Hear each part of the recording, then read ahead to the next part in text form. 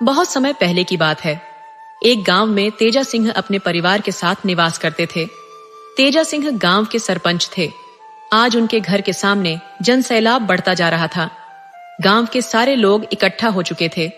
जिसने भी उस शव को देखा उसकी चीखें निकल गईं। शव का तो बस नाम ही था। हाथ पैर अलग अलग थे, जिनकी उंगलियां कटी हुई थीं। सिर धड़ से अलग पड़ा था, पेट अंदर या बाहर उभर आया था और खोपड़ी से खून बहकर जम चुका था। चेहरा पूरी तरह काला हो चुका था। कानों का कोई पता नहीं था। आंखों के स्थान पर मांस के टुकड़े लटके हुए थे। कुल मिलाकर शव ऐसा लग रहा था जैसे किसी कसाई खाने से अभी लाया गया हो, और उस पर हजारों मक्खियां जो शव पर मंडरा रही थीं, दृश्य को और भी डरावना बना रही थीं। कितना अच्छा आदमी था, बेवजह मारा गया। भीड़ में दो बुजुर्ग आपस में बात कर रहे थे। सही कह रहे हो भैया, आजकल तो बाहर निकलने लायक भी नहीं रहा। अभी 2 दिन पहले ही मिला था, कितना खुश था अपनी जिंदगी से। मुझसे कह रहा था, चाचा हमारा ट्रांसफर यहीं पर हो गया है, परसों तक ट्रांसफर लेटर भी मिल जाएगा। इस बार उदयपुर जाना हमारा आखिरी बार होगा। 2 दिन में हम वापस आ जाएंगे। वो बेचारा सरपंच जी भैया, एक ही बेटा था और इतनी दर्दनाक मौत मरा। लेकिन एक बात समझ में नहीं आती, आखिर उसकी किसी से क्या दुश्मनी हो सकती थी कि उसे इतनी मौत मिली। इतना कहते ही एक तीसरा आदमी बोल पड़ा, अरे भैया कोई दुश्मनी नहीं थी, यह तो महेश की पत्नी का काम है। एक तीसरे आदमी ने उनकी बात काटते हुए कहा, कितनी बार कहा कि कोई उपाय करवा लो, लेकिन महेश इन बातों में विश्वास ही नहीं करता था। देखो सरपंच जी के बेटे की जान चली गई। क्या कह रहे हो बाबूजी? दूसरे आदमी ने पूछा। आजकल कौन इन बातों पर विश्वास करता है? हम सही कह रहे हैं भैया। अगर सरपंच ने हमारी बात मानकर समय पर इलाज करवाया होता तो इतनी बड़ी कीमत नहीं चुकानी पड़ती। एक आदमी ने कहा, कल की घटना याद करो। जब महेश की मौत की खबर आई तो नरेश की बहन खुशी मना रही थी। क्या कह रहे हो राम बाबू? एक मृत औरत खुशी कैसे मना सकती है? दूसरे आदमी ने अचंभित होकर पूछा। अरे भैया, यह तो हमने अपनी आंखों से देखा। अगर तुम मेरी बात पर विश्वास नहीं करते तो मन्नू से पूछ लो। भीड़ में से मन्नू को बुलाते हुए कहा गया, मन्नू जरा यहाँ आओ और भैया को कल रात की घटना बताओ। मन्नू ने कहा, हाँ चाचा, राम बाबू चाचा सही कह रहे हैं। जैसे ही महेश भैया की मौत की खबर आई, हमारे घर की छत पर रोने पीटने की आवाजें आने लगीं और खटखट की विचित्र आवाजें सुनाई देने लगीं। ऐसा लग रहा था जैसे छत पर कोई पत्थर फेंक रहा हो। हमने छत पर जाकर देखा, लेकिन कोई नहीं मिला। जब हम नीचे आए तो वही आवाजें फिर से आने लगीं। फिर हम छत पर गए, लेकिन कोई नहीं था। इसके बाद जैसे ही हम सीढ़ियां उतर रहे थे, कानों में घुंघरू बजने की आवाजें आने लगीं। ऐसा लग रहा था जैसे कोई नाच रहा हो। फिर हम सब डर के मारे भागे और दोबारा जाने की हिम्मत नहीं पाई। पूरी रात धड़कन और पायल की आवाजें आती रहीं। चाचा, दिन भर बाबा कहते रहे कि वह खुशी मना रही थी। जब सुबह महेश भैया की मिट्टी आई, तब जाकर नाचना बंद हुआ। धीरे धीरे समय बीत गया और इस घटना को लगभग 1 साल हो गया। ये कहानी अब बाहरी लोगों के लिए बस एक किंवदंती बनकर रह गई थी। घर वाले भी इसे भूलने की कोशिश में लगे हुए थे। सरपंच जी की बेटी की मेहंदी की रस्म चल रही थी, जिसमें आस पड़ोस की बहुत सी महिलाएं शामिल थीं। गुड़िया भी उन महिलाओं के हाथों में मेहंदी लगवाते हुए बैठी थीं। 3 भाइयों का संयुक्त परिवार था। सरपंच जी अपने भाइयों में सबसे बड़े और गांव के सम्मानित व्यक्तियों में से एक थे। उनकी यह स्थिति और मान सम्मान गांव के उन चुनिंदा लोगों में से एक थी। यही कारण था कि उन्हें गांव का सरपंच नियुक्त किया गया था। गुड़िया उनकी बेटी थी, जिसकी शादी 1 साल पहले तय हुई थी।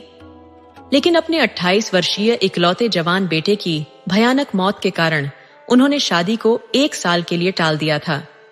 जब किसी के घर ऐसी घटना घटती है तो लोग रिश्ते जोड़ने से कतराते हैं, पर सरपंच जी की इज्जत और रुतबे के कारण ही यह शादी बची रही थी।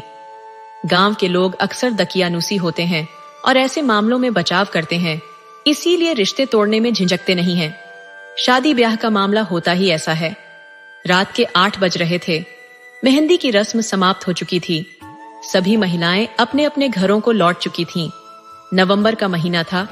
न तो बहुत ठंड थी और न ही उमस भरी गर्मी। मौसम एकदम सुहावना था।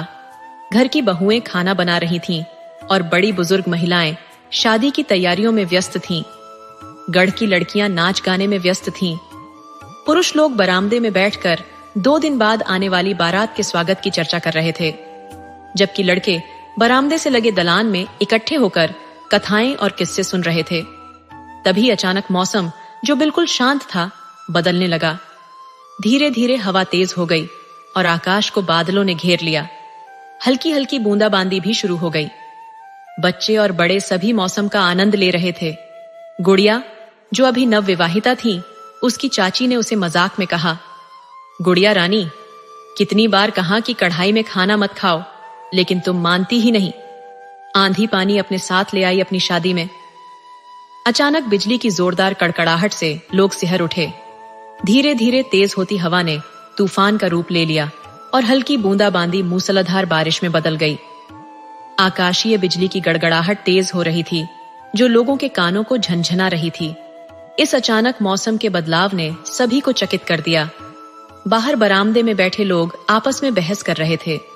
पूरा घर, जो अभी थोड़ी देर पहले बिजली की रोशनी से नहाया हुआ था, अब अंधेरे में डूब चुका था।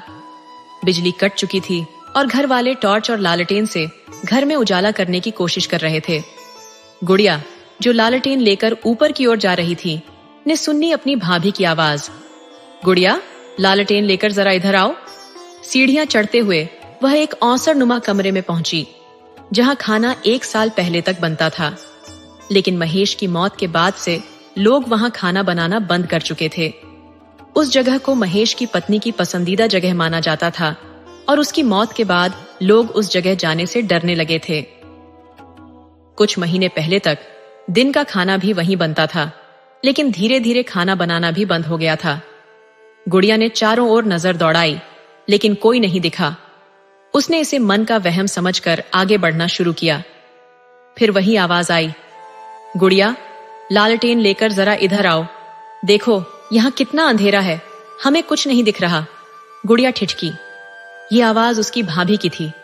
वह लालटेन लेकर आवाज के स्रोत की ओर बढ़ी और देखा कि कम रोशनी के कारण उसे साफ साफ कुछ दिखाई नहीं दे रहा था। उसने लालटेन की बत्ती को और ऊंचा किया, जिससे पूरा कमरा स्पष्ट दिखाई देने लगा। एक औरत जलते हुए मिट्टी के चूल्हे के पास उल्टे मुंह के साथ एक पतले से पटरे पर बैठी थी। अरे भाभी, आप यहाँ क्या कर रही हो? उसने सवाल किया, लेकिन कोई उत्तर नहीं मिला। यह देखकर उसने फिर से पुकारा, भाभी, आप कुछ बोल क्यों नहीं रही? और ये कहते हुए उसने भाभी का कंधा पकड़कर जोर से झिंझोड़ा। अचानक वह औरत उसकी ओर मुड़ी और गुस्से से फुफकारते हुए वह पूरी तरह से जली हुई, बिना आंखों वाली एक चुड़ैल में बदल गई। यह देख उसकी चीख निकल गई और लालटेन उसके हाथ से छूट गई। चीख सुनकर लोग दौड़ते हुए उस कमरे की ओर भागे, लेकिन जब तक वे पहुंचते, लालटेन का कांच टूट चुका था और आग की एक बड़ी लपट उठ चुकी थी। उसे लपटों से घिरा देख वह चुड़ैल जोर जोर से हंसने लगी। जल्द ही घर में और लोग जमा हो गए, लेकिन चुड़ैल अब भी हंसते हुए खड़ी थी। उसके ठहाकों से सरपंच का पूरा घर गूंज उठा। इस भयानक दृश्य को देखकर वहां खड़े लोगों की चीख निकल गई और फिर देखते ही देखते वह चुड़ैल गायब हो गई। लपटें इतनी तेज थीं कि कोई भी उसके पास जाने की हिम्मत नहीं कर पा रहा था। जब तक लोग कुछ उपाय करते, गुड़िया की लीला समाप्त हो चुकी थी। बिजली भी आ चुकी थी और फानी तूफान थम चुका था। मौसम पहले जैसा शांत और सामान्य हो चुका था। कुछ देर पहले जिस घर में शादी के मंगल गीत गाए जा रहे थे, वहां अब मातम छा गया था। सरपंच जी के घर में फिर से लोगों की भीड़ इकट्ठा हो गई थी। जिसने भी यह सुना कि एक रात पहले यहाँ क्या हुआ था, उसे विश्वास करना मुश्किल हो रहा था। घर के अंदर से आती रोने धोने की आवाजें सुनकर लोगों के दिल दहल उठे थे। किसी ने भीड़ में कहा, ये तीसरी मौत है सरपंच जी के घर में, हमें नहीं लगता कि वह किसी को छोड़ेगी। किसी और ने कहा, सही कह रहे हो भैया, 1.5 साल में एक ही परिवार में 3-3 मौतें होना बहुत चिंताजनक है। सरपंच जी का पूरा परिवार बिखर गया है। लेकिन एक बात समझ में नहीं आ रही, वह अपने ही परिवार के पीछे क्यों पड़ी है? भला सरपंच जी से उसकी क्या दुश्मनी हो सकती है? जिनको उसने मारा वो तो चचेरे थे, क्या वो अपने ही थे? फिर दूसरे ने कहा, भैया तुम सही कह रहे हो, मुझे लगता है इसमें जरूर कोई रहस्य है जो हम में से कोई नहीं जानता। हमें डर है कि अगर सरपंच जी ने जल्दी ही कोई ठोस उपाय नहीं किया तो एक दिन वह उनके पूरे परिवार का विनाश कर देगी। अब तो वह और भी ताकतवर हो चुकी होगी क्योंकि उसके साथ 2 और साथी मिल गए हैं। अब गुड़िया की मिट्टी जा चुकी थी और बुढ़िया भी मर चुकी थी। लोग अपनी अपनी सहानुभूति व्यक्त कर अपने घर लौट रहे थे। इस घटना से सरपंच जी का पूरा परिवार डर गया था। सबके मन में दहशत घर कर गई थी। वे यही सोच सोच कर घबरा रहे थे कि अब अगला नंबर किसका होगा। महेश की मां ने सरपंच जी से कहा, आप कुछ क्यों नहीं करते? आखिर कब तक ये सब तमाशा चलता रहेगा? हमारे 2 बच्चों को निगल गई, अब न जाने अगला निशाना किसे बनाने की सोच रही है। सरपंच जी बोले, महेश की मां, तुम्हें याद है जब महेश मरा था तो हम एक तांत्रिक को बुलाकर लाए थे और फिर कैसे उस तांत्रिक को अपनी जान से हाथ धोना पड़ा था। ये इतना आसान नहीं है जितना तुम समझ रही हो। हमें किसी ऐसे की तलाश करनी होगी जो उससे भी ज्यादा शक्तिशाली हो और उसे आसानी से काबू कर सके। तुम थोड़ी धीरज धरो, महेश की मां ने जवाब दिया। कैसे धीरज धरें हम? महेश के बापू, जिसकी गोद उजड़ गई हो, जिसके 2 फूल जैसे बच्चे 1 साल के अंदर इतनी भयानक मौत मर चुके हों, उसे आप धीरज रखने को कह रहे हैं। इन सब के जिम्मेदार आप हैं। आप ही ने हमारे 2 बच्चों की जान ली है। हम आपको कभी माफ नहीं करेंगे और ये बात कभी नहीं बदल सकती। महेश की मां ने सरपंच जी की ओर देखा भी नहीं। गुड़िया की मौत को 2 दिन बीत चुके थे। रात का 1 बजा था जब सरपंच जी का पूरा परिवार गहरी नींद में डूबा हुआ था, लेकिन सरपंच जी की आंखों से नींद कोसों दूर थी। वो इस सोच में डूबे थे कि आखिर क्या किया जाए ताकि महेश की पत्नी के विरोध से इस घर को छुटकारा मिल सके। वो अपनी आंखें बंद किए हुए सोच रहे थे, तभी उनके कानों में मीठी लोरी की आवाज आई। ये वही लोरी थी जो महेश की पत्नी अपने बच्चे को सुलाने के समय गाया करती थी। सरपंच जी की हालत बिगड़ गई। मतलब वह औरत यहीं कहीं आसपास है। उनकी आंखें हैरत में खुली रह गईं। चारों ओर देखने पर भी उन्हें कुछ दिखाई नहीं दिया। कुछ देर बाद फिर वही लोरी सुनाई दी, इस बार पहले से ज्यादा तेज। अब सरपंच जी को महसूस हुआ कि यह आवाज दलान से आ रही है। सरपंच जी सहमे हुए दलान की ओर देखने लगे। वहां कम रोशनी में कुछ साफ दिखाई नहीं दे रहा था। उन्होंने बगल में रखा अपना चश्मा उठाया और दलान की तरफ देखा। अब उन्हें सब कुछ साफ साफ दिखने लगा। दलान के कोने में एक औरत अपने छोटे से बच्चे को लोरी गाकर सुला रही थी। ये देखकर उनके दिल की धड़कन तेज हो गई। कुछ देर पहले जो औरत अपने बच्चे को गोद में लिए लोरी गा रही थी, अब वह अपने बच्चे को जमीन पर लिटाकर धीरे धीरे उनकी तरफ बढ़ रही थी। उसे अपनी तरफ आते देखकर सरपंच जी ने अपनी आंखें कसकर बंद कर लीं। अगले ही पल उन्होंने अपने गले पर किसी के हाथों का स्पर्श महसूस किया। धीरे धीरे वह पकड़ और मजबूत होती गई। सरपंच जी चीखना चाहते थे, लेकिन उनकी आवाज गले से बाहर नहीं निकल पा रही थी। जिसने उनका गला पकड़ा था, उसकी पकड़ इतनी मजबूत हो चुकी थी कि सरपंच जी खुद को छुड़ाने की पूरी कोशिश कर रहे थे, पर वह नाकाम हो रहे थे। उनके गले पर उस औरत की पकड़ और तेज होती जा रही थी। तभी चारपाई के हिलने की आवाज सुनकर उनके बगल में लेटे भाई की आंख खुल गई। वह घबराकर बोले, भैया की चारपाई इतनी आवाज क्यों कर रही है? सरपंच जी की तरफ देखते ही जो दृश्य उन्होंने देखा, उससे उनकी रूह कांप उठी। उन्होंने देखा एक औरत जिसका चेहरा घूंघट से ढका हुआ था, लेकिन उसके शरीर के जिस हिस्से को वे देख सकते थे, वहां बड़े बड़े फफोले थे जो जगह जगह से फट चुके थे। उन फफोलों से खून और पानी निकल रहा था, जिसकी बदबू से सांस लेना भी मुश्किल हो रहा था। वह औरत सरपंच जी के ऊपर झुकी हुई थी और उनका गला पूरी ताकत से दबा रही थी। सरपंच जी छटपटाते हुए खुद को बचाने की कोशिश कर रहे थे। यह देखकर उनके भाई चिल्ला उठे, भैया को छोड़ दो, भैया को छोड़ दो। ये सुनते ही उस औरत की पकड़ ढीली हो गई। अचानक हवा का एक झोंका आया और उसका घूंघट हट गया। घूंघट हटते ही सरपंच जी के छोटे भाई राम सिंह ने देखा कि वह बिना आंखों वाली चुड़ैल लाचार भाव से सरपंच जी की ओर देख रही थी। फिर वह उनका गला छोड़कर बिना पीछे देखे दलान की ओर बढ़ गई, जहां उसने अपना बच्चा उठाया और गायब हो गई। तब तक सरपंच जी की आवाज सुनकर घर के सारे लोग इकट्ठा हो चुके थे। उस रात तेजा सिंह के परिवार ने पूरी रात जाग कर बिताई। अगले दिन सुबह होते ही सरपंच जी ने किसी ऐसे तांत्रिक की खोजबीन शुरू कर दी जो उस चुड़ैल से उनके घर को निजात दिला सके। इस काम के लिए उन्होंने गांव के कुछ आदमियों को भी लगा दिया था। शाम तक उन्हें एक पंडित जी के बारे में पता चला जो इस तरह के मामलों में बहुत ही माहिर थे। लेकिन एक दिक्कत थी, वह हर जगह नहीं जाते थे। जब यह बात सरपंच जी को पता चली तो उन्होंने पंडित जी को लाने के लिए खुद जाने का फैसला किया। उन्होंने अपने दोनों भाइयों को साथ लिया और पंडित जी को लाने के लिए निकल पड़े। अभी मुश्किल से 200 कदम ही चले होंगे कि पीछे से एक लड़का हांफता हुआ दौड़ा चला आ रहा था। वह लड़का बोला, बाबा जल्दी चलिए, बाड़े में आग लग गई है।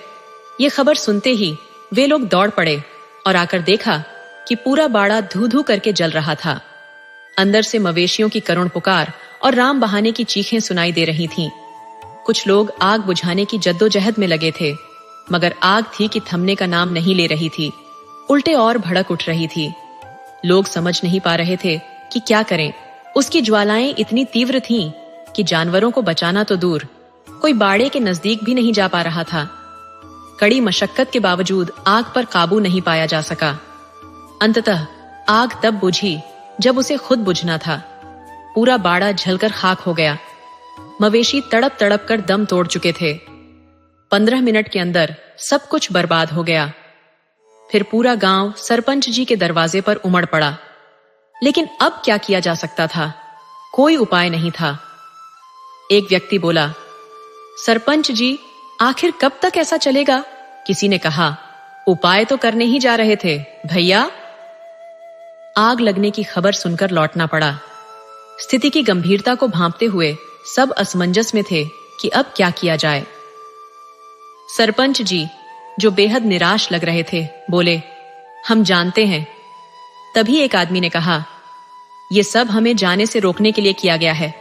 पिछली बार भी उसने ऐसा ही करके उस तांत्रिक की जान ले ली थी।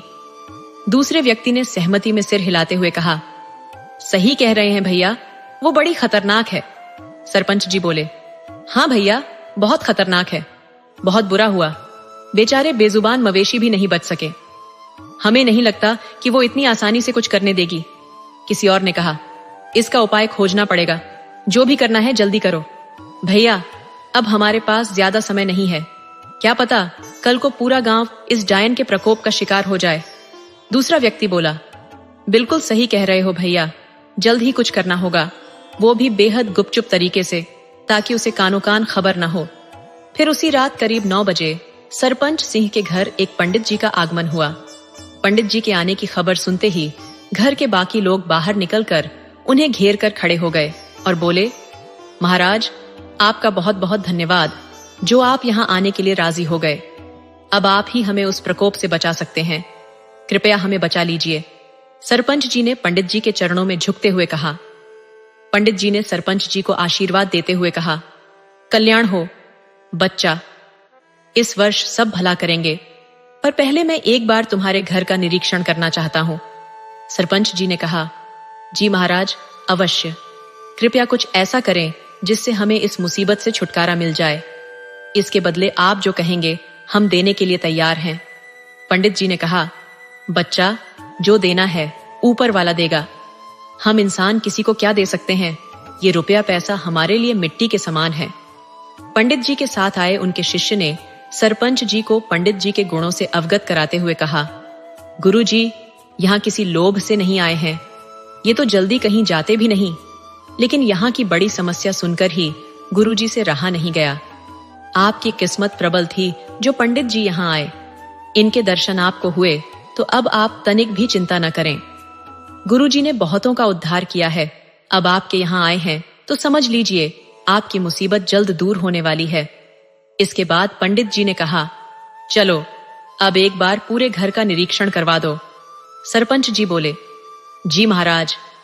यह कहकर उन्होंने पंडित जी को घर के मुख्य द्वार तक पहुंचाया। लेकिन जैसे ही पंडित जी ने घर के मुख्य चौखट पर पांव रखा, उन्हें एक जोर का झटका लगा।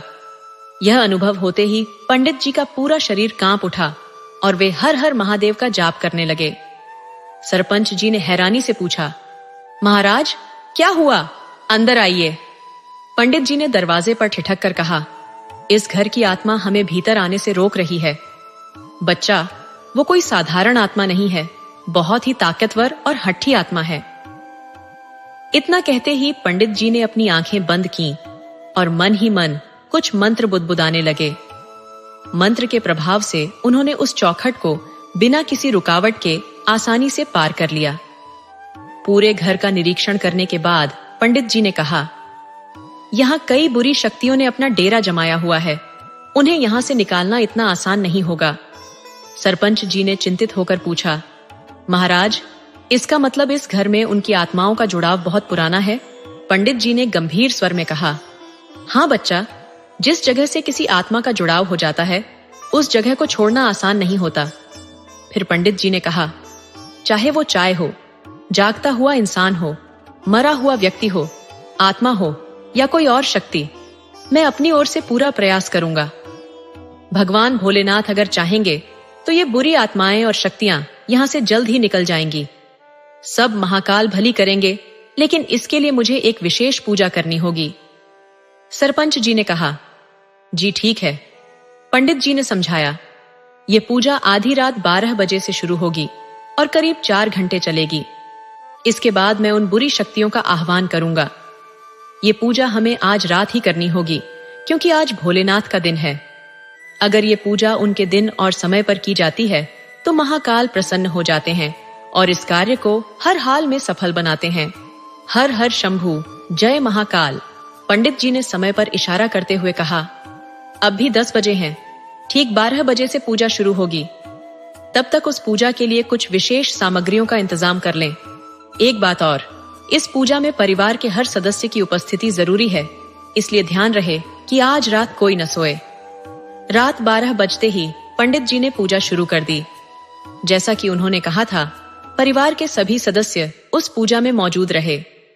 पूजा करीब 4 घंटे चली, जिसमें पंडित जी ने मंत्रों का जप किया। ये जप उपांशु जप कहलाता है, जिसमें आवाज तो नहीं आती, लेकिन मंत्रों की ध्वनि सुनी जा सकती है। इस पूजा के दौरान घर के प्रत्येक सदस्य को हवन कुंड में बारी बारी से हवन सामग्री डालनी थी। पूजा समाप्त होते ही बुरी शक्तियों के आह्वान का समय आया। आह्वान शुरू करने से पहले पंडित जी ने पूरे घर वालों को समझा दिया था कि चाहे कुछ भी हो जाए, डरना नहीं है और न ही अपने स्थान से हटना है। फिर उन्होंने आह्वान की प्रक्रिया शुरू की, जिसमें साबर मंत्रों का सहारा लिया। साबर मंत्र जल्दी सिद्ध होते हैं और इस वाचिक जप में उच्च स्वर में मंत्रों का उच्चारण किया जाता है। पंडित जी मंत्रों का उच्चारण कर रहे थे कि करीब 15 मिनट के बाद अचानक जोर की हवा चलने लगी। हवा इतनी तेज थी कि आंगन में रखा सारा सामान उड़ने लगा और घर में धमक की आवाजें आने लगीं। पूरा घर इस प्रकार से हिलने लगा मानो जैसे भूकंप आ गया हो। लेकिन पंडित जी ने सबको पहले ही तैयार कर दिया था, इसलिए कोई न डरा और न ही अपनी जगह से हिला। उस बुरी शक्ति ने हवा के माध्यम से शिवजी के दीपक को बुझाने की कोशिश की, लेकिन सफल नहीं हो पाई। पंडित जी ने इसका इंतजाम पहले से ही कर रखा था। उन्होंने उस पूरे स्थान को सुरक्षा घेरे में बांध दिया था, ताकि बुरी शक्ति कितनी भी कोशिश कर ले, कोई अनिष्ट न कर पाए। पंडित जी का ध्यान बिना भटके मंत्र उच्चारण पर लगा हुआ था। तभी वहां एक जलती हुई स्त्री की आकृति प्रकट हुई। मंत्रों के प्रभाव से वह धीरे धीरे अपने असली रूप में आने लगी। उसके असली रूप में आते ही उसका अट्टहास घर में गूंजने लगा, जिसे देखकर सभी घर वाले सहम उठे और डर के मारे एक दूसरे का हाथ थाम लिया। लेकिन पंडित जी बिना रुके मंत्रों का जाप जारी रखते हैं। उस बुरी शक्ति ने पंडित जी को चेतावनी देते हुए कहा, पंडित, इस मंत्र को बोलना बंद कर, वरना तेरा भी वही हाल होगा जो उस तांत्रिक का हुआ था। पंडित जी ने शांत स्वर में कहा, तुझे लगता है कि तू मुझे रोक सकती है? ये तेरी भूल है। बुरी शक्ति जोर से हंसने लगी और कहने लगी, तू मुझे बुला तो लिया पंडित, पर मुझे वश में करना इतना आसान नहीं। तू मुझे अपने बस में नहीं कर सकता। पंडित जी मंत्र उच्चारण करते करते चांदी के पात्र में रखे जल को अंजुली में लेकर उस पर छिड़क देते हैं। जल की पवित्रता देखकर वह स्त्री तड़पने लगती है और कहती है, तू ऐसा नहीं कर सकता। आखिर तुझे क्या चाहिए? पंडित जी ने उसे शांत करते हुए कहा, देख, मेरी तुझसे कोई दुश्मनी नहीं है। मैं सिर्फ इतना चाहता हूं कि तू अपने साथियों के साथ इस घर को छोड़कर चली जाए। उसने क्रोध में फुफकारते हुए कहा, मैं नहीं जा सकती। पंडित जी ने कहा, अगर तू मेरी बात मान लेगी तो मैं तेरी आत्मा को हमेशा के लिए मुक्त कर दूंगा, तुझे मोक्ष दिला दूंगा। तब वह जोर से चिल्लाते हुए कहने लगी, नहीं चाहिए मुझे कोई मोक्ष या मुक्ति, मुझे सिर्फ और सिर्फ बदला चाहिए। पंडित, क्या तू मेरा बदला दिला सकता है? बोल, क्या तू मेरी मदद करेगा? पंडित जी ने शांत स्वर में पूछा, किससे बदला लेना चाहती हो तुम, और किस बात का बदला लेना चाहती हो? वह बोली, सरपंच तेजा सिंह से पूछो। क्यों रे तेजा सिंह, क्यों नहीं बताता कि हमें क्या चाहिए? बोलना, अगर तू नहीं बोलेगा तो हम तुझे मौत के घाट उतार देंगे। चल तैयार हो जा मरने के लिए, आज हम तुझे अपने साथ ही लेकर जाएंगे। ये कहते ही वह तेजा सिंह पर झपट पड़ी और उसका गला पूरी ताकत से दबाने लगी। उसे इस तरह अनियंत्रित होते देख पंडित जी ने एक बार फिर से पवित्र जल मंत्र पढ़ते हुए उस पर छिड़क दिया।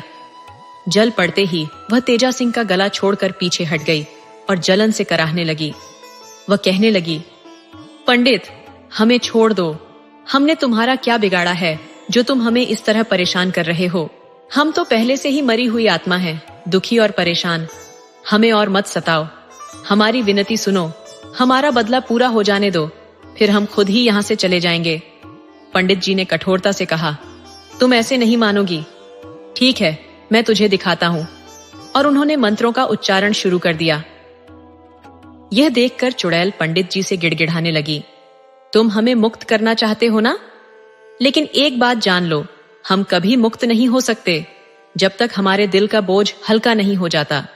हमारी आत्मा तभी मुक्त होगी जब हमें न्याय मिलेगा, और न्याय हमें बदला लेकर ही मिलेगा। उसकी बात सुनकर सरपंच जी, जो अब तक चुप थे, बोले, बहुत हुआ, रहम करो। तुमने हमारे दोनों बच्चों को मार दिया, अब तो हम पर रहम करो। वह हंसते हुए बोली, रहम? तुम रहम की बात कर रहे हो तेजा सिंह?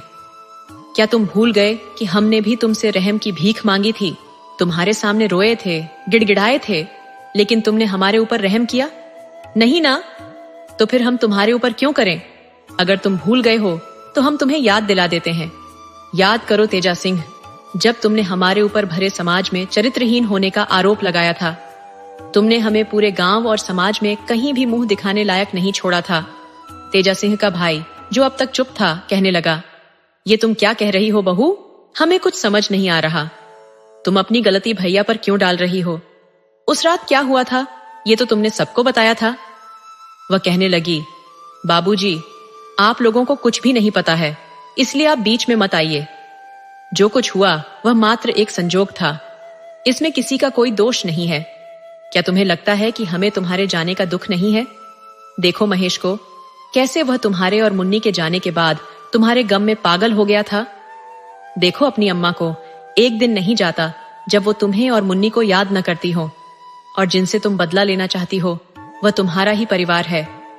महेश, अब तुम ही समझाओ बहू को, शायद वह तुम्हारी बात समझ जाए। महेश, जो मानसिक संतुलन खो चुका था, अपने चाचा की बात सुनकर उस चुड़ैल की आंखों में झांकने लगा। वह आंखें जो अब आंखें नहीं थीं। तभी महेश के मुंह से वह नाम निकला जिसे सुनकर चुड़ैल की आत्मा बेहद भावुक हो गई, रूपा, मेरी रूपा। महेश के मुंह से अपना नाम सुनकर जो अब चुड़ैल बन चुकी थी, वह उसके प्यार के वशीभूत हो गई और उसकी आंखों में देखने लगी। देखते ही देखते वह जोर जोर से रोने लगी। हाँ महेश, हम तुम्हारी रूपा हैं। तुम हमें छोड़कर क्यों चली गई? क्यों? हम सब बताएंगे, लेकिन ऐसे नहीं। पूरे गांव को इकट्ठा करो, पंचायत लगाओ, हम बताएंगे कि हम तुमसे दूर क्यों गए। तेजा सिंह रूपा की इस बात से सहमत नहीं थे, लेकिन अपने भाई राम सिंह के आगे उनका बस नहीं चला। राम सिंह की बातों का मान रखते हुए सच्चाई जानने के लिए पूरे गांव और पंचों को खबर दी गई कि सरपंच तेजा सिंह के घर सभी को इकट्ठा होना है। सभी लोग यह जानने के लिए उत्सुक थे कि आखिर ऐसी कौन सी बात है जिसकी खातिर सरपंच जी ने इतनी सुबह हमें यहाँ बुलाया है। सब लोग इकट्ठा हो जाने पर रूपा, जो अब चुड़ैल बन चुकी थी, सबके सामने आ गई। उसके इस रूप को देखकर कुछ लोग डर के मारे थरथराने लगे, लेकिन इतनी भीड़ देखकर उनका अमर रोकने का साहस बना रहा। अब रूपा बोलने लगी, देखिए, आपको हमसे डरने की कोई जरूरत नहीं है। हम यहाँ किसी को नुकसान पहुंचाने नहीं आए हैं। हम तो बस अपनी बात रखने आए हैं। आप सबको यहाँ बुलाने का कारण सिर्फ एक है, वो बात जो मैं जीते जी आप लोगों तक नहीं पहुंचा पाई। ये किस्सा 2 साल पुराना है, जब हमारे परिवार के लोग उस प्रदेश में थे और उसी समय बुआ जी की बेटी की शादी थी। पूरा परिवार 3 दिन के लिए शादी में गया था, सिवाय मेरे, बाबूजी, बड़े भैया और गुड़िया दीदी के। हम नहीं जा सके क्योंकि उस समय मुन्ना बहुत छोटा था और मेरी तबीयत भी ठीक नहीं थी। जिस दिन सब लोग शादी में गए थे उसी रात की बात है। रात का वक्त था, करीब 1 बजे का। सब लोग खाना खाकर सोने चले गए थे। मैं भी अपने कमरे में सो रही थी। अचानक दरवाजे पर खटपट की आवाज आई, जिससे मेरी नींद खुल गई। मुझे लगा कि शायद दीदी होंगी, इसलिए दरवाजा खोल दिया। लेकिन सामने बड़े भैया खड़े थे, जो शायद होश में नहीं थे। मैं कुछ समझने या पूछने से पहले ही उन्होंने मुझे अंदर धकेल दिया और दरवाजा अंदर से बंद कर लिया। इसके बाद जो हुआ वो किसी भयानक सपने से कम नहीं था। बड़े भैया एक भूखे भेड़िए की तरह मुझ पर टूट पड़े। मैं चिल्लाती रही, उनसे अपनी इज्जत की भीख मांगती रही, रिश्ते की दुहाई देती रही, लेकिन उन्होंने मेरी एक भी बात नहीं सुनी। दुख की बात तो ये है कि गुड़िया दीदी, जो हमारे कमरे के बगल वाले कमरे में थी, वो मदद करने नहीं आई। जब आई तब तक बहुत देर हो चुकी थी। मैं लुटी पिटी रोते हुए बाबूजी के पास गई, लेकिन उन्होंने मेरी एक नहीं सुनी। मैं बार बार कहती रही कि मैं सच बोल रही हूँ, लेकिन उन्होंने अपने बेटे को बचाने के लिए उल्टा मुझे ही चरित्रहीन और झूठा करार दे दिया। मैं चुप नहीं रही। मैंने साफ कह दिया कि मैं ये बात सबको बताऊंगी। इस पर उन्होंने मुझे आश्वासन दिया कि सुबह पंचायत बुलाकर न्याय दिलाएंगे। फिर उन्होंने मुझे कमरे में भेज दिया। जब मैं कमरे में गई तो मुन्ना जग चुका था और भूख से रो रहा था। मैं उसे गोद में लेकर चुप कराने लगी। तभी तीनों हमारे कमरे में घुस आए। गुड़िया दीदी के हाथ में मिट्टी के तेल का डिब्बा था। जब तक मैं कुछ समझ पाती, बड़का भैया ने मेरे हाथ पकड़ लिए और बड़े भैया ने मेरे पैर। गुड़िया दीदी ने मुझ पर पूरा तेल उड़ेल दिया। फिर ये तीनों बाहर निकल गए और दरवाजे पर कुंडी लगा दी। जाते जाते उन्होंने जलती हुई माचिस की तीली कमरे में फेंक दी। मैं चीखती चिल्लाती रही, कोई तो मुझे बचा लो। अगर मुझे नहीं तो मेरे मुन्ना को तो बचा लो। लेकिन किसी ने कुछ नहीं किया। मिट्टी के तेल की वजह से आग तेजी से पूरे कमरे में फैल गई। मैं दर्द से तड़प रही थी, दरवाजा पीट रही थी, लेकिन ये पत्थर दिल लोग मेरी आवाज पर कोई ध्यान नहीं दे रहे थे। मुन्ना, जो कि रो रहा था, वह आकर मुझसे लिपट गया। मैं चाहकर भी उसे नहीं बचा पाई और फिर देखते ही देखते कुछ ही पलों में मैं और मेरा मुन्ना आग की लपटों में झलकर राख हो गए। इन लोगों ने अपने बेटे के घिनौने कर्मों को छिपाने के चक्कर में ये सब किया। इन्हें यह भी याद नहीं रहा कि उस बंद कमरे में हमारे साथ मुन्ना भी था, जो हमारी तरह तड़प तड़प कर मर गया। ये कहते हुए उसकी आंखों से आंसुओं की धारा बह निकली। उसकी बात सुनकर वहां मौजूद कोई भी ऐसा नहीं था जिसकी आंखों से आंसू न छलक रहे हों। इतने पर भी इनका दिल नहीं पसीजा। इन लोगों ने पूरा गांव, परिवार और समाज के सामने मुझे चोर साबित कर दिया। अपनी बुराई को छिपाने के लिए इन लोगों ने पूरे गांव में यह बात फैलाई कि मैंने तेजा सिंह के कमरे से उनकी अम्मा की चुराई हुई चीजें बरामद होते हुए पकड़ा गया था। इसके बाद शर्मिंदगी से बचने के लिए मैंने मुन्ना के साथ खुद पर मिट्टी का तेल डालकर अपनी जान ले ली। लेकिन सच ये है कि मैंने खुद को और मुन्ना को जला लिया। बोलो तेजा सिंह, सरपंच जी, क्या मैं झूठ बोल रही हूँ? क्या आप सच में मानते हैं कि मैंने अपने ऊपर मिट्टी का तेल डालकर आत्महत्या कर ली थी? सरपंच जी, आप मानते हो कि मैंने खुद को जला लिया, लेकिन आप समझते हो कि मेरे मरने के साथ ही आपका यह राज्य भी खत्म हो जाएगा। लेकिन आप भूल गए कि ऊपर वाले की लाठी में आवाज नहीं होती, लेकिन जब वो चलती है तो आदमी कहीं का नहीं रहता। ये सुनकर पूरे गांव में सन्नाटा छा गया। हर कोई हैरान था और किसी के भी पास कुछ कहने के लिए शब्द नहीं थे। वहां मौजूद सबके चेहरे शर्म से झुक गए थे। गांव के लोगों को अब यकीन हो गया था कि महेश की बीवी ने जो कुछ कहा वह सच है। अब आप ही बताइए, क्या मैंने कोई गलती की है? अगर हाँ, तो पंडित जी मुझे अभी यहाँ भस्म कर दें। लेकिन अगर मैंने कुछ गलत नहीं किया तो मुझे आप लोगों से न्याय चाहिए। क्या आप मेरी मदद करेंगे या उन पाखंडियों की जो खुद को सरपंच बना बैठे हैं और आप लोगों को सच्चा बताने का ढोंग कर रहे हैं। क्या आप मेरी मदद करेंगे या मुझे इनके खिलाफ इंसाफ दिलवाएंगे? इस पर बाबूजी बोले, बेटी, हम तुम्हारा साथ देंगे। अब तक हमें इस बात की भनक भी नहीं थी। हम तो तुम्हारे सामने नजर भी नहीं मिला पा रहे हैं। हमें माफ कर दो बहू, हम सब तुम्हारे गुनहगार हैं, लेकिन अब हमें सिर्फ तेजा सिंह से बदला चाहिए। तेजा सिंह, जो अभी तक चुप था, उसके होश उड़ गए। पूरा गांव एकजुट होकर एक स्वर में रूपा का साथ देने को तैयार हो गया। रूपा, तुम इस पापी से अपनी मौत का बदला ले लो, हम सब तुम्हारे साथ हैं। ये सुनकर तेजा सिंह के हाथ पांव कांपने लगे। वह तुरंत रूपा के पैरों में गिर गया और अपने किए की माफी मांगने लगा। देखो रूपा बेटी, तुम्हारे साथ जो कुछ भी हुआ वह नहीं होना चाहिए था, लेकिन मैं मजबूर था। अपने बेटे के मोह में मैं अंधा हो गया था। मैं तुम्हारा दर्द नहीं समझ पाया, तेजा सिंह ने कहा। रूपा ने गुस्से में कहा, तुम्हारे बेटे के मोह में तुम्हें यह भी नहीं दिखा कि मैं भी किसी की बेटी हूं, किसी की मां हूं और किसी की पत्नी हूं। तुम्हें यह भी याद नहीं रहा कि हम तुम्हारी बहू हैं, तुम्हारे परिवार का हिस्सा हैं। तुम्हें जरा भी शर्म नहीं आई? रूपा की बातें सुनकर पूरा गांव एकजुट हो गया और सरपंच से कहा, रूपा को इंसाफ मिलेगा। अब तेजा सिंह का कोई बचाव नहीं होगा। इतना सुनते ही तेजा सिंह घबरा गया और रूपा के पैरों में गिर पड़ा। लेकिन अब बहुत देर हो चुकी थी। गांव के लोग एक स्वर में बोले, रूपा, तुम इसे सजा दिलवाओ, हम सब तुम्हारे साथ हैं। रूपा ने जब तेजा सिंह के मुंह से माफी की बातें सुनी तो वह आक्रोश से बोली, तुम्हारे जैसे पापियों को अब यहां रहने का हक नहीं है। तुमने हमारी दुनिया उजाड़ दी, अब तुम्हें इसका अंजाम भुगतना होगा। और फिर अचानक से तेजा सिंह एक जलते हुए आग के गोले में तब्दील हो गया। उसकी चीखें पूरे वातावरण में गूंज उठीं और देखते ही देखते उसका शरीर राख में बदल गया। बचा तो बस उसकी अस्थियों का ढेर, जो रूपा के हाथों इंसाफ मिलने का प्रतीक था। उसके बाद पंडित जी ने रूपा की आत्मा को मोक्ष दिलाने की तैयारी की। पूरा गांव, जो अब तक रूपा की दर्दनाक कहानी से हिला हुआ था, उसकी आत्मा को शांति मिलने की दुआ करने लगा। रूपा के साथ साथ उन सभी आत्माओं को भी शांति मिली जो उसके साथ अन्याय का शिकार हुई थीं। अंत में रूपा का दिव्य प्रकाश जुगनू की तरह हवा में उड़ते हुए शून्य में विलीन हो गया। दोस्तों, आपको कहानी कैसी लगी? अपने सुझाव कमेंट करना न भूले।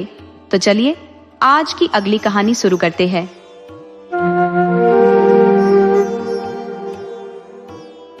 एक ग्राम में 7 भाई अपने वृद्ध माता पिता और एक बहन संग निवास करते थे। 7 भाइयों का विवाह संपन्न हो चुका था और वे परस्पर सहयोग और सौहार्द्रता से जीवन व्यतीत करते थे। इन भाइयों में सबसे छोटा भाई था, जिसकी पत्नी असाधारण रूप से सुंदर और प्रज्ञावान थी। वह प्रतिदिन निष्ठापूर्वक पूजा अर्चना में समय व्यतीत करती और ईश्वर के प्रति उसकी गहरी आस्था थी। उसकी इस भक्ति से उसकी 6 जेठानियों में ईर्ष्या उत्पन्न होती और वे सास ससुर को भी उसके विरुद्ध भड़काने में लगी रहती थीं। बड़े 6 भाई कृषि कार्य में संलग्न रहते, जबकि छोटा भाई एक साहूकार के यहाँ नौकरी करता था। जब बड़े भाई खेतों में परिश्रम करते तो उनकी पत्नियों को भी उनके साथ श्रम करना पड़ता, किंतु छोटे भाई की पत्नी को खेतों में जाने की आवश्यकता नहीं होती थी, क्योंकि उसका पति नौकरी करता था। अतः वह घर में भोजन तैयार करने और अन्य घरेलू कार्यों में व्यस्त रहती।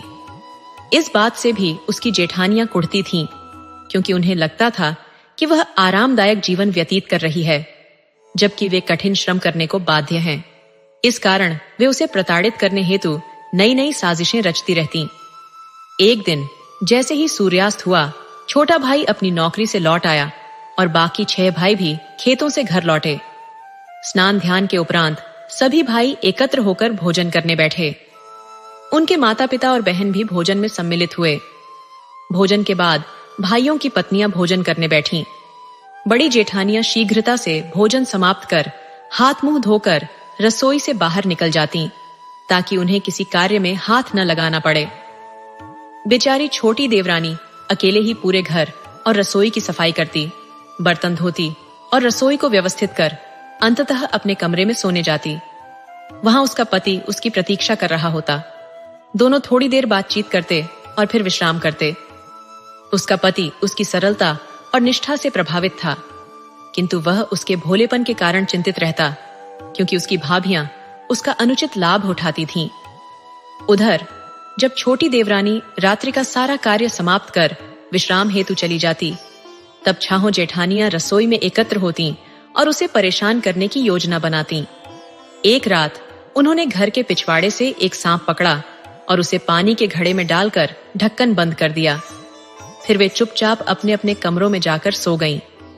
दिन भर वह कुशलता पूर्वक थकावट का स्वांग रचती, ये दर्शाते हुए कि खेत में श्रम करके अत्यधिक थक चुकी है, और फिर सोने का बहाना करती। अगली प्रातः जानबूझकर विलंब से जागती। सूर्योदय के साथ छोटी देवरानी, जो परिवार की सबसे कम उम्र की बहू भी थी, शीघ्रता से जाग गई और अपने रोजमर्रा के कार्यों में जुट गई। दैनिक गतिविधियों को संपन्न कर वह भोजन तैयार करने हेतु रसोई की ओर बढ़ी। जैसे ही उसने पानी के घड़े का ढक्कन उठाकर पानी निकालने के लिए हाथ अंदर डाला, एक विषैले सर्प ने उसे डंस लिया।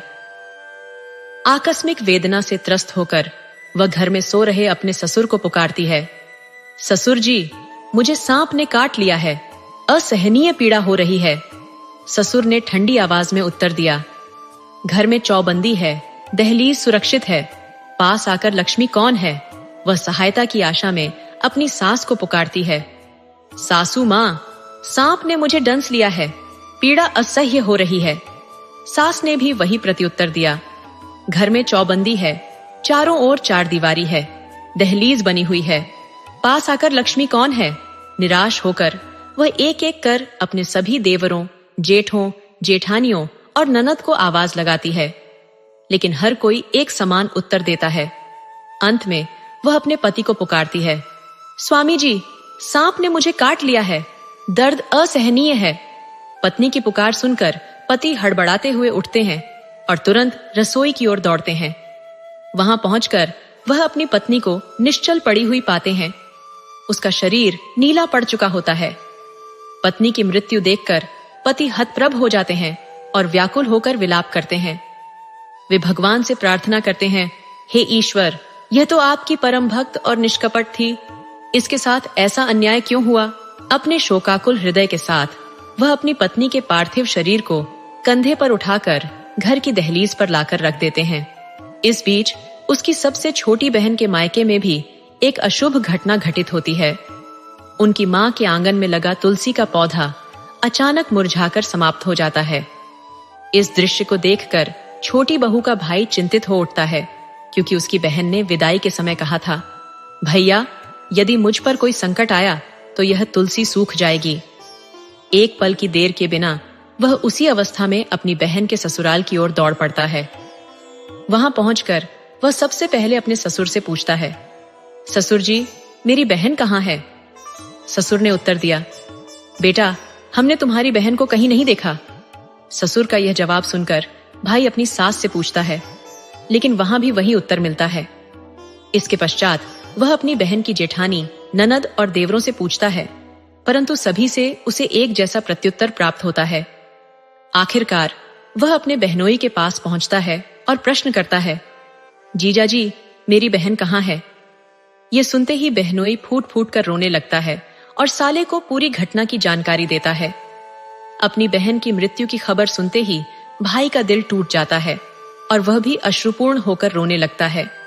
वह लंबे समय तक अपने आंसुओं को रोक नहीं पाता। कुछ समय पश्चात वह यह निर्णय लेता है कि भगवान से प्रार्थना करेगा और अपनी बहन को पुनर्जीवित करने की याचना करेगा। यह सोचते हुए कि ईश्वर उसकी प्रार्थना अवश्य सुनेंगे, वह मंदिर की ओर प्रस्थान करता है। उधर सातवां भाई विचार करता है कि पत्नी का शव लंबे समय तक घर पर रखना उचित नहीं है और उसका अंतिम संस्कार करना चाहिए। वह अपनी मां के पास जाकर कहता है, मां, मेरी पत्नी की गोद भरने की रस्म पूरी करनी है, उसे काजल कुमकुम लगाना है। मां ने उत्तर दिया, तुम्हारी मृत पत्नी को तुम ही काजल कुमकुम क्यों नहीं लगाते? तुम ही उसके अंतिम संस्कार का उत्तरदायित्व क्यों नहीं लेते? मां के इनकार के पश्चात वह अपनी बड़ी भाभी से यह रस्म पूरी करने का निवेदन करता है, परंतु उसे भी वही उत्तर मिलता है।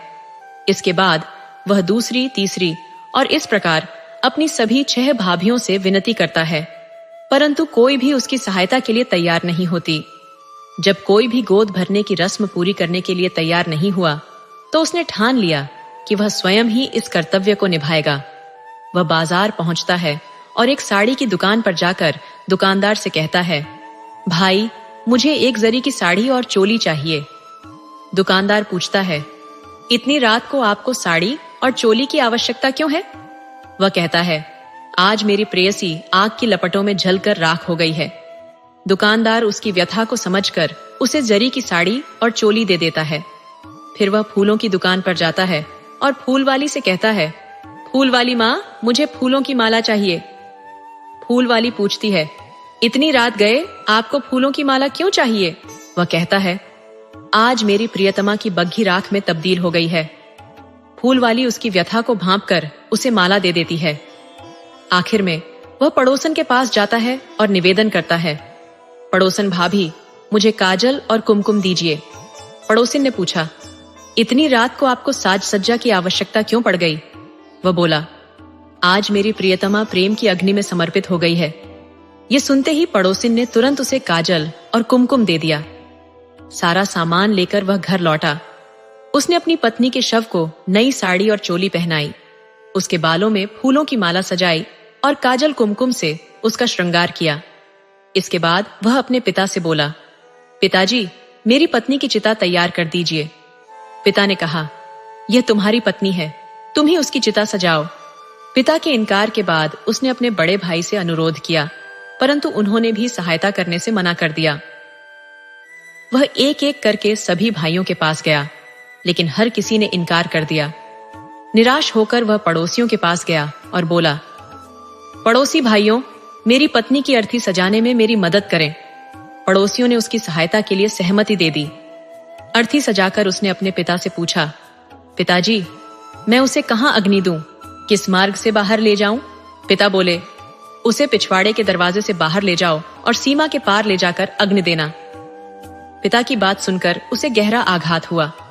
उसने अपनी मां से पूछा, लेकिन मां ने भी वही उत्तर दिया।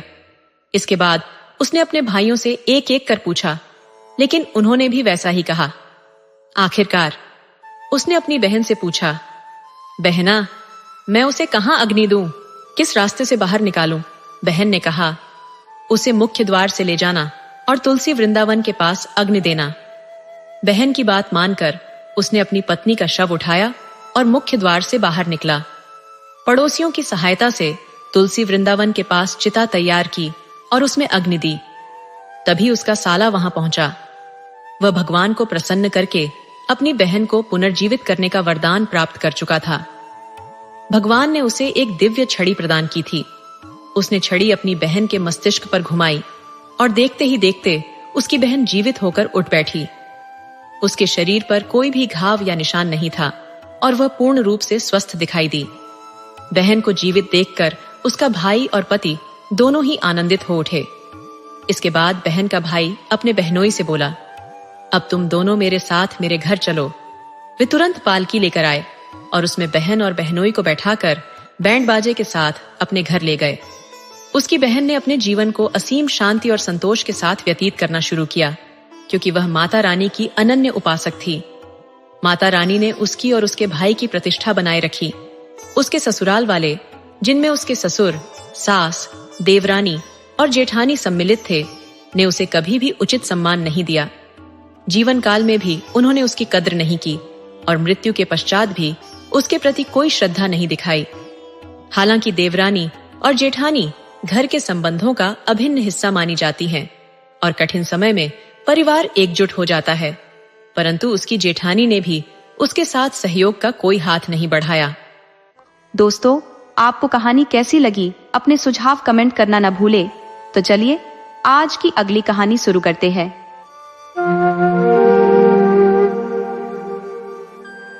बहुत समय पहले की बात है। एक गांव में तेजा सिंह अपने परिवार के साथ निवास करते थे। तेजा सिंह गांव के सरपंच थे। आज उनके घर के सामने जनसैलाब बढ़ता जा रहा था। गांव के सारे लोग इकट्ठा हो चुके थे। जिसने भी उस शव को देखा, उसकी चीखें निकल गईं। शव का तो बस नाम ही था। हाथ पैर अलग अलग थे, जिनकी उंगलियां कटी हुई थीं।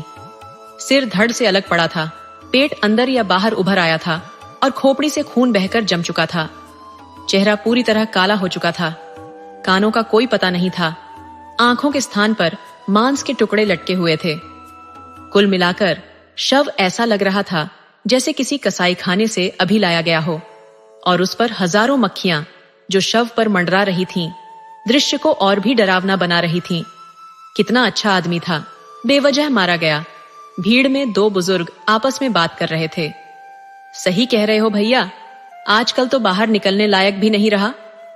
अभी 2 दिन पहले ही मिला था, कितना खुश था अपनी जिंदगी से। मुझसे कह रहा था, चाचा हमारा ट्रांसफर यहीं पर हो गया है, परसों तक ट्रांसफर लेटर भी मिल जाएगा। इस बार उदयपुर जाना हमारा आखिरी बार होगा। 2 दिन में हम वापस आ जाएंगे। वो बेचारा सरपंच जी भैया, एक ही बेटा था और इतनी दर्दनाक मौत मरा। लेकिन एक बात समझ में नहीं आती, आखिर उसकी किसी से क्या दुश्मनी हो सकती थी कि उसे इतनी मौत मिली। इतना कहते ही एक तीसरा आदमी बोल पड़ा, अरे भैया कोई दुश्मनी नहीं थी, यह तो महेश की पत्नी का काम है। एक तीसरे आदमी ने उनकी बात काटते हुए कहा, कितनी बार कहा कि कोई उपाय करवा लो, लेकिन महेश इन बातों में विश्वास ही नहीं करता था। देखो सरपंच जी के बेटे की जान चली गई। क्या कह रहे हो बाबूजी? दूसरे आदमी ने पूछा। आजकल कौन इन बातों पर विश्वास करता है? हम सही कह रहे हैं भैया। अगर सरपंच ने हमारी बात मानकर समय पर इलाज करवाया होता तो इतनी बड़ी कीमत नहीं चुकानी पड़ती। एक आदमी ने कहा, कल की घटना याद करो। जब महेश की मौत की खबर आई तो नरेश की बहन खुशी मना रही थी। क्या कह रहे हो राम बाबू? एक मृत औरत खुशी कैसे मना सकती है? दूसरे आदमी ने अचंभित होकर पूछा। अरे भैया, यह तो हमने अपनी आंखों से देखा। अगर तुम मेरी बात पर विश्वास नहीं करते तो मन्नू से पूछ लो। भीड़ में से मन्नू को बुलाते हुए कहा गया, मन्नू जरा यहां आओ और भैया को कल रात की घटना बताओ। मन्नू ने कहा, हाँ चाचा, राम बाबू चाचा सही कह रहे हैं। जैसे ही महेश भैया की मौत की खबर आई, हमारे घर की छत पर रोने पीटने की आवाजें आने लगीं और खटखट की विचित्र आवाजें सुनाई देने लगीं। ऐसा लग रहा था जैसे छत पर कोई पत्थर फेंक रहा हो।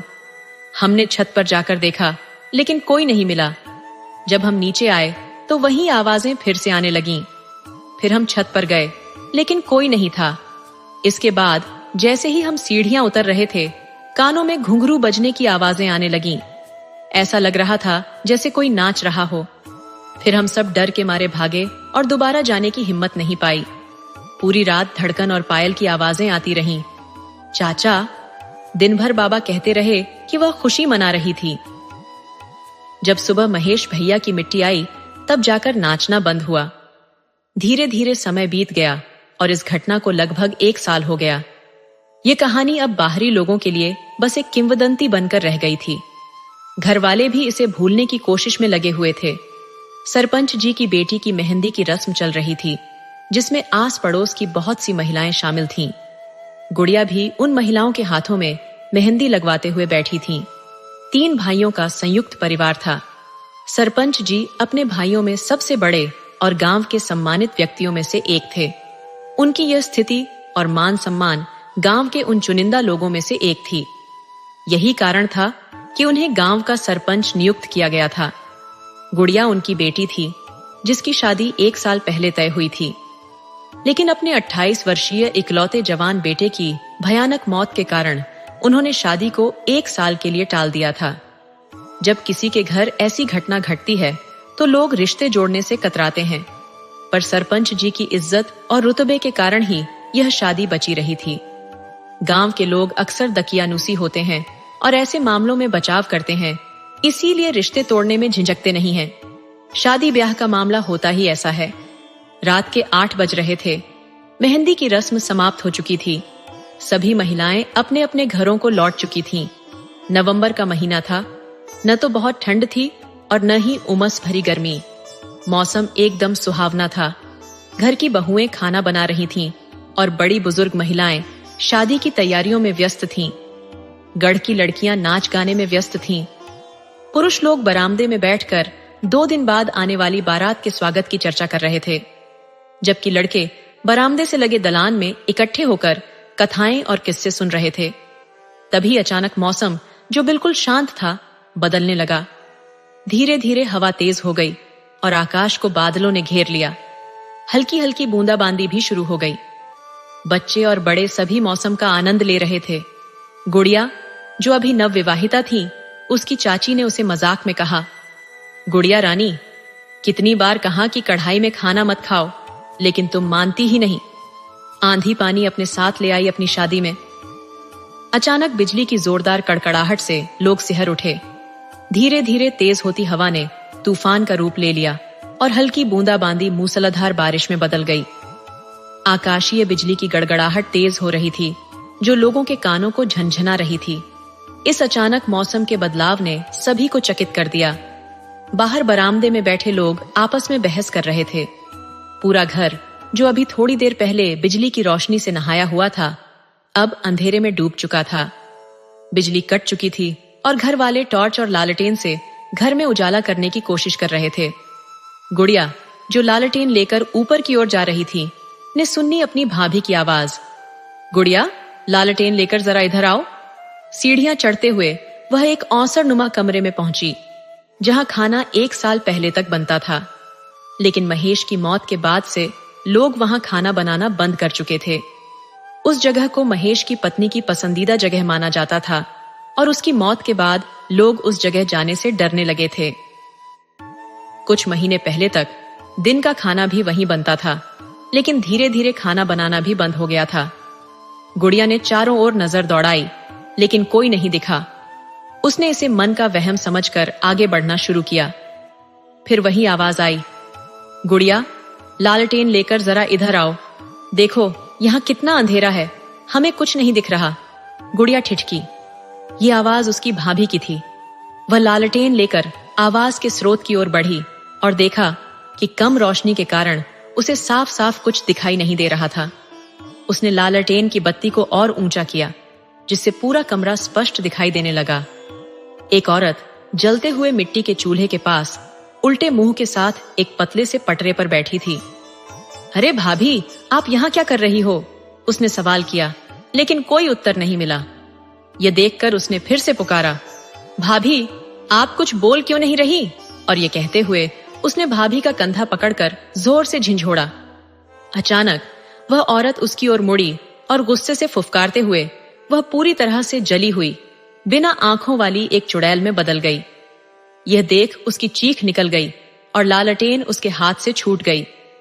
चीख सुनकर लोग दौड़ते हुए उस कमरे की ओर भागे, लेकिन जब तक वे पहुंचते, लालटेन का कांच टूट चुका था और आग की एक बड़ी लपट उठ चुकी थी। उसे लपटों से घिरा देख वह चुड़ैल जोर जोर से हंसने लगी। जल्द ही घर में और लोग जमा हो गए, लेकिन चुड़ैल अब भी हंसते हुए खड़ी थी। उसके ठहाकों से सरपंच का पूरा घर गूंज उठा। इस भयानक दृश्य को देखकर वहां खड़े लोगों की चीख निकल गई और फिर देखते ही देखते वह चुड़ैल गायब हो गई। लपटें इतनी तेज थीं कि कोई भी उसके पास जाने की हिम्मत नहीं कर पा रहा था। जब तक लोग कुछ उपाय करते, गुड़िया की लीला समाप्त हो चुकी थी। बिजली भी आ चुकी थी और फानी तूफान थम चुका था। मौसम पहले जैसा शांत और सामान्य हो चुका था। कुछ देर पहले जिस घर में शादी के मंगल गीत गाए जा रहे थे, वहां अब मातम छा गया था। सरपंच जी के घर में फिर से लोगों की भीड़ इकट्ठा हो गई थी। जिसने भी यह सुना कि एक रात पहले यहाँ क्या हुआ था, उसे विश्वास करना मुश्किल हो रहा था। घर के अंदर से आती रोने धोने की आवाजें सुनकर लोगों के दिल दहल उठे थे। किसी ने भीड़ में कहा, यह तीसरी मौत है सरपंच जी के घर में, हमें नहीं लगता कि वह किसी को छोड़ेगी। किसी और ने कहा, सही कह रहे हो भैया, 1.5 साल में एक ही परिवार में 3-3 मौतें होना बहुत चिंताजनक है। सरपंच जी का पूरा परिवार बिखर गया है। लेकिन एक बात समझ में नहीं आ रही, वह अपने ही परिवार के पीछे क्यों पड़ी है? भला सरपंच जी से उसकी क्या दुश्मनी हो सकती है? जिनको उसने मारा वो तो चचेरे थे, क्या वो अपने ही थे? फिर दूसरे ने कहा, भैया तुम सही कह रहे हो, मुझे लगता है इसमें जरूर कोई रहस्य है जो हम में से कोई नहीं जानता। हमें डर है कि अगर सरपंच जी ने जल्दी ही कोई ठोस उपाय नहीं किया तो एक दिन वह उनके पूरे परिवार का विनाश कर देगी। अब तो वह और भी ताकतवर हो चुकी होगी, क्योंकि उसके साथ 2 और साथी मिल गए हैं। अब गुड़िया की मिट्टी जा चुकी थी और बुढ़िया भी मर चुकी थी। लोग अपनी अपनी सहानुभूति व्यक्त कर अपने घर लौट रहे थे। इस घटना से सरपंच जी का पूरा परिवार डर गया था। सबके मन में दहशत घर कर गई थी। वे यही सोच सोच कर घबरा रहे थे कि अब अगला नंबर किसका होगा। महेश की मां ने सरपंच जी से कहा, आप कुछ क्यों नहीं करते? आखिर कब तक ये सब तमाशा चलता रहेगा? हमारे 2-2 बच्चों को निगल गई। अब न जाने अगला निशाना किसे बनाने की सोच रही है। सरपंच जी बोले, महेश की मां, तुम्हें याद है जब महेश मरा था तो हम एक तांत्रिक को बुलाकर लाए थे और फिर कैसे उस तांत्रिक को अपनी जान से हाथ धोना पड़ा था। ये इतना आसान नहीं है जितना तुम समझ रही हो। हमें किसी ऐसे की तलाश करनी होगी जो उससे भी ज्यादा शक्तिशाली हो और उसे आसानी से काबू कर सके। तुम थोड़ी धीरज धरो, महेश की मां ने जवाब दिया। कैसे धीरज धरें हम? महेश के बापू, जिसकी गोद उजड़ गई हो, जिसके 2-2 फूल जैसे बच्चे 1 साल के अंदर इतनी भयानक मौत मर चुके हों, उसे आप धीरज रखने को कह रहे हैं। इन सब के जिम्मेदार आप हैं। आप ही ने हमारे दोनों बच्चों की जान ली है। हम आपको कभी माफ नहीं करेंगे और ये बात कभी नहीं बदल सकती। महेश की मां ने सरपंच जी की ओर देखा भी नहीं। गुड़िया की मौत को 2 दिन बीत चुके थे। रात का 1 बजा था जब सरपंच जी का पूरा परिवार गहरी नींद में डूबा हुआ था, लेकिन सरपंच जी की आंखों से नींद कोसों दूर थी। वो इस सोच में डूबे थे कि आखिर क्या किया जाए ताकि महेश की पत्नी के विरोध से इस घर को छुटकारा मिल सके। वो अपनी आंखें बंद किए हुए सोच रहे थे, तभी उनके कानों में मीठी लोरी की आवाज आई। ये वही लोरी थी जो महेश की पत्नी अपने बच्चे को सुलाने के समय गाया करती थी। सरपंच जी की हालत बिगड़ गई। मतलब वह औरत यहीं कहीं आसपास है। उनकी आंखें हैरत में खुली रह गईं। चारों ओर देखने पर भी उन्हें कुछ दिखाई नहीं दिया। कुछ देर बाद फिर वही लोरी सुनाई दी, इस बार पहले से ज्यादा तेज। अब सरपंच जी को महसूस हुआ कि यह आवाज दलान से आ रही है। सरपंच जी सहमे हुए दलान की ओर देखने लगे। वहां कम रोशनी में कुछ साफ दिखाई नहीं दे रहा था। उन्होंने बगल में रखा अपना चश्मा उठाया और दलान की तरफ देखा। अब उन्हें सब कुछ साफ साफ दिखने लगा। दलान के कोने में एक औरत अपने छोटे से बच्चे को लोरी गाकर सुला रही थी। ये देखकर उनके दिल की धड़कन तेज हो गई। कुछ देर पहले जो औरत अपने बच्चे को गोद में लिए लोरी गा रही थी, अब वह अपने बच्चे को जमीन पर लिटाकर धीरे धीरे उनकी तरफ बढ़ रही थी। उसे अपनी तरफ आते देखकर सरपंच जी ने अपनी आंखें कसकर बंद कर लीं। अगले ही पल उन्होंने अपने गले पर किसी के हाथों का स्पर्श महसूस किया। धीरे धीरे वह पकड़ और मजबूत होती गई। सरपंच जी चीखना चाहते थे, लेकिन उनकी आवाज गले से बाहर नहीं निकल पा रही थी। जिसने उनका गला पकड़ा था, उसकी पकड़ इतनी मजबूत हो चुकी थी कि सरपंच जी खुद को छुड़ाने की पूरी कोशिश कर रहे थे, पर वह नाकाम हो रहे थे। उनके गले पर उस औरत की पकड़ और तेज होती जा रही थी। तभी चारपाई के हिलने की आवाज सुनकर उनके बगल में लेटे भाई की आंख खुल गई। वह घबराकर बोले, भैया की चारपाई इतनी आवाज क्यों कर रही है? सरपंच जी की तरफ देखते ही जो दृश्य उन्होंने देखा, उससे उनकी रूह कांप उठी। उन्होंने देखा एक औरत जिसका चेहरा घूंघट से ढका हुआ था, लेकिन उसके शरीर के जिस हिस्से को वे देख सकते थे, वहां बड़े बड़े फफोले थे जो जगह जगह से फट चुके थे। उन फफोलों से खून और पानी निकल रहा था, जिसकी बदबू से सांस लेना भी मुश्किल हो रहा था। वह औरत सरपंच जी के ऊपर झुकी हुई थी और उनका गला पूरी ताकत से दबा रही थी। सरपंच जी छटपटाते हुए खुद को बचाने की कोशिश कर रहे थे। यह देखकर उनके भाई चिल्ला उठे, भैया को छोड़ दो, भैया को छोड़ दो। ये सुनते ही उस औरत की पकड़ ढीली हो गई। अचानक हवा का एक झोंका आया और उसका घूंघट हट गया। घूंघट हटते ही सरपंच जी के छोटे भाई राम सिंह ने देखा कि वह बिना आंखों वाली चुड़ैल लाचार भाव से सरपंच जी की ओर देख रही थी। फिर वह उनका गला छोड़कर बिना पीछे देखे दलान की ओर बढ़ गई, जहां उसने अपना बच्चा उठाया और गायब हो गई। तब तक सरपंच जी की आवाज सुनकर घर के सारे लोग इकट्ठा हो चुके थे। उस रात तेजा सिंह के परिवार ने पूरी रात जागकर बिताई। अगले दिन सुबह होते ही सरपंच जी ने किसी ऐसे तांत्रिक की खोजबीन शुरू कर दी जो उस चुड़ैल से उनके घर को निजात दिला सके। इस काम के लिए उन्होंने गांव के कुछ आदमियों को भी लगा दिया था। शाम तक उन्हें एक पंडित जी के बारे में पता चला जो इस तरह के मामलों में बहुत ही माहिर थे। लेकिन एक दिक्कत थी, वह हर जगह नहीं जाते थे। जब यह बात सरपंच जी को पता चली तो तो उन्होंने पंडित जी को लाने के लिए खुद जाने का फैसला किया। उन्होंने अपने दोनों भाइयों को साथ लिया और पंडित जी को लाने के लिए निकल पड़े। अभी मुश्किल से 200 कदम ही चले होंगे कि पीछे से एक लड़का हांफता हुआ दौड़ा चला आ रहा था। वह लड़का बोला, बाबा जल्दी चलिए, बाड़े में आग लग गई है। ये खबर सुनते ही वे लोग दौड़ पड़े और आकर देखा कि पूरा बाड़ा धू धू करके जल रहा था। अंदर से मवेशियों की करुण पुकार और राम बहाने की चीखें सुनाई दे रही थीं। कुछ लोग आग बुझाने की जद्दोजहद में लगे थे, मगर आग थी कि थमने का नाम नहीं ले रही थी, उल्टे और भड़क उठ रही थी। लोग समझ नहीं पा रहे थे कि क्या करें। उसकी ज्वालाएं इतनी तीव्र थीं कि जानवरों को बचाना तो दूर, कोई बाड़े के नजदीक भी नहीं जा पा रहा था। कड़ी मशक्कत के बावजूद आग पर काबू नहीं पाया जा सका। अंततः आग तब बुझी जब उसे खुद बुझना था। पूरा बाड़ा जलकर खाक हो गया। मवेशी तड़प तड़प कर दम तोड़ चुके थे। 15 मिनट के अंदर सब कुछ बर्बाद हो गया। फिर पूरा गांव सरपंच जी के दरवाजे पर उमड़ पड़ा। लेकिन अब क्या किया जा सकता था? कोई उपाय नहीं था। एक व्यक्ति बोला, सरपंच जी आखिर कब तक ऐसा चलेगा? किसी ने कहा, उपाय तो करने ही जा रहे थे भैया। आग लगने की खबर सुनकर लौटना पड़ा। स्थिति की गंभीरता को भांपते हुए सब असमंजस में थे कि अब क्या किया जाए। सरपंच जी, जो बेहद निराश लग रहे थे, बोले, हम जानते हैं। तभी एक आदमी ने कहा, यह सब हमें जाने से रोकने के लिए किया गया है। पिछली बार भी उसने ऐसा ही करके उस तांत्रिक की जान ले ली थी। दूसरे व्यक्ति ने सहमति में सिर हिलाते हुए कहा, सही कह रहे हैं भैया, वो बड़ी खतरनाक है। सरपंच जी बोले, हां भैया, बहुत खतरनाक है। बहुत बुरा हुआ, बेचारे बेजुबान मवेशी भी नहीं बच सके। हमें नहीं लगता कि वो इतनी आसानी से कुछ करने देगी। किसी और ने कहा, इसका उपाय खोजना पड़ेगा, जो भी करना है जल्दी करो। भैया, अब हमारे पास ज्यादा समय नहीं है। क्या पता कल को पूरा गांव इस डायन के प्रकोप का शिकार हो जाए। दूसरा व्यक्ति बोला, बिल्कुल सही कह रहे हो भैया, जल्द ही कुछ करना होगा, वो भी बेहद गुपचुप तरीके से, ताकि उसे कानो कान खबर न हो।